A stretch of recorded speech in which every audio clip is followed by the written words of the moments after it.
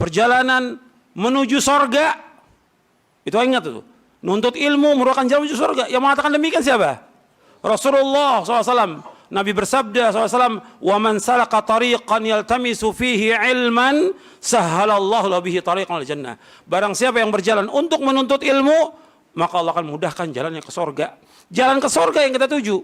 Makanya apapun kita tinggalkan. Nuntut ilmu ini, saya mau tanya kepada antum, ibadah atau bukan? Ibadah. Nuntut ilmu ibadah. Allah ciptakan kita untuk apa? Ibadah. Wa ma khalaqtul jinna wal insa illa liya'budun ma uridu minhum min rizqin wa ma uridu ay yut'imun. Innallaha war-razzaqu dzul quwwatil matin. Allah berfirman dalam surah Adz-Dzariyat surah 51 ayat 56 sampai 58. Tidak aku ciptakan jin dan manusia melainkan untuk beribadah kepadaku. Beribadah kepada Allah artinya mentauhidkan Allah. Tidak aku minta rezeki dari mereka dan aku tidak minta makan dari mereka. Allah yang memberikan rezeki kepada mereka. Dan Allah itu maha kuat dan maha kokoh. Allah menyebutkan dalam ayat ini, tidak aku ciptakan jin dan manusia, melainkan untuk beribadah kepadaku. Beribadah kepada Allah, mentauhidkan Allah Ta'ala. Sekarang kita hidup ini untuk ibadah kepada Allah. Bukan berarti kalau kita ibadah, kita tidak mencari nafkah. Wajib mencari nafkah. Itu harus selalu ingat tuh. Dan ini sering saya sampaikan. Mungkin sudah ratusan kali, mungkin ribuan kali. Kita wajib menuntut ilmu. Kita wajib ibadah, kita juga wajib mencari nafkah, wajib. Kita ini nggak boleh bergantung pada orang lain. Dan nggak boleh minta-minta pada orang lain, hukumnya haram dalam Islam. Yang saya mau tekankan di sini, mencari nafkah wajib. Kita dagang, usaha, atau di antara antum ada yang jadi dosen, atau dia dokter, atau yang lain. Ini semua wajib. Nuntut ilmu wajib. Perhatikan, nuntut ilmu ini wajib. Maka semua yang tadi itu yang wajib harus mendukung ini. Mendukung apa? Menuntut ilmu yang merupakan jalan menuju sorga. Jangan kita korbankan nuntut ilmu untuk dagang. Jangan kita korbankan nuntut ilmu untuk kerja. Jangan kita korbankan nuntut ilmu untuk praktek kalau dia dokter. Jangan kita korbankan nuntut ilmu ini untuk ngajar sebagai dosen. Atau untuk cari maisha yang lain. Semua maisha yang Allah berikan untuk mendukung ibadah kita kepada Allah. Makanya kita nggak bisa meninggalkan sholat wajib.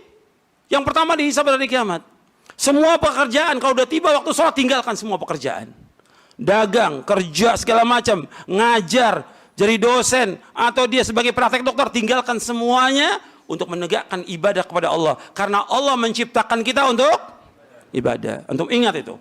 Karena banyak orang-orang meninggalkan itu. Dianggap ya seperti suatu hal yang mudah aja ditinggalkan. Gak boleh.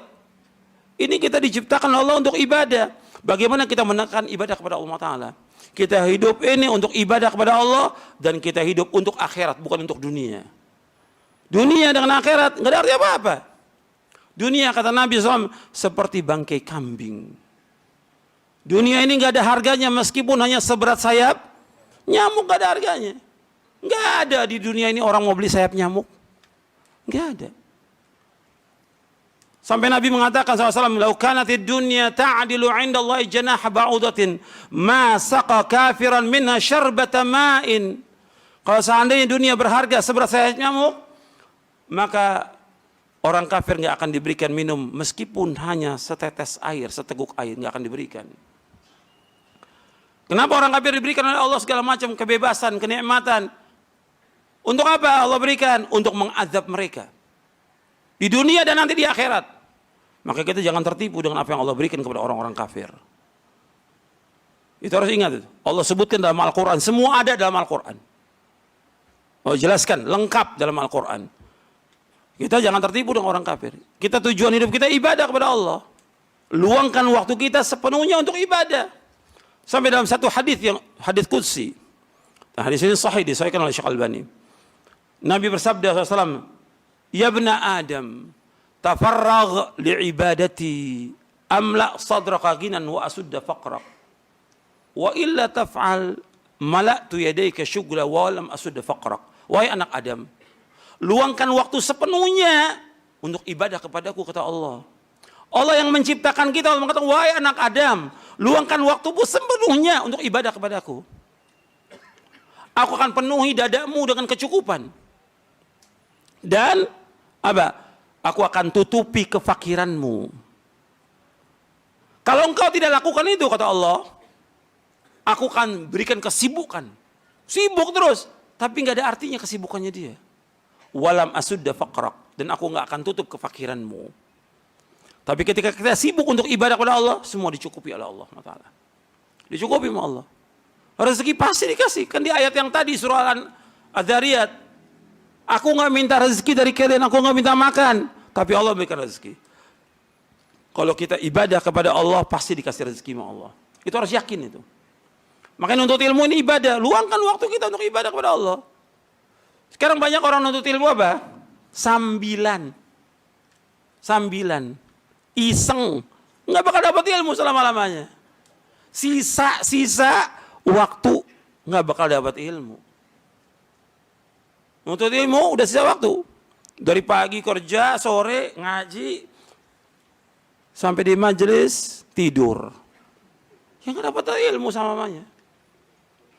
Mesti waktu kita untuk ibadah kepada Allah lebih dari semua yang ada. Allah menciptakan kita untuk ini. Makanya kalau kita lihat ibadahnya Nabi Muhammad SAW, luar biasa semangatnya. Ibadahnya para sahabat semangat luar biasa. Nuntut ilmunya mereka luar biasa. Para ulama, tabi'in, para ulama salaf luar biasa. Hatta jauh mereka jalan untuk menuntut ilmu syar'i. Mereka tinggalkan istrinya, mereka tinggalkan anaknya untuk mencari ilmu. Antum lihat Imam Ahmad bin Hanbal pernah berjalan kepada Imam Abdul Razak As-San'ani dari Baghdad sampai ke Yaman untuk mencari ilmu. Jalan. Begitu ilmu itu. Belum lagi imam yang lain berjalan kaki. Sampai Muhammad bin Sirin rahimahullah mengatakan, "Inni asirul layali wal ayyama fi talabil haditsil wahid." Aku berjalan siang dan malam untuk mencari satu hadis. Siang dan malam cari satu hadis. Bukan mereka nggak punya istri, mereka punya anak. Mereka punya istri, punya anak. Mereka cari nafkah dulu buat istri anaknya, baru mereka tinggal berangkat mereka untuk thalabul ilmi. Sampai mereka jadi para ulama. Hafal Quran, hafal hadis. Luar biasa. Nggak seperti sekarang. Kita ngaji cuma sisa-sisa waktu. Kita belajar cuma sisa-sisa waktu. Sehingga apa yang kita dapat? Ya begitu yang kita perjuangkan, ya segitu yang kita dapat. Dari ilmu agama ini. Nggak pernah maju. Nggak pernah berkembang. Nggak pernah punya kualitas umat Islam ini. Antum lihat. Kenapa? Ya karena itu aja sudah. Untuk ilmunya. Sisa-sisa waktu.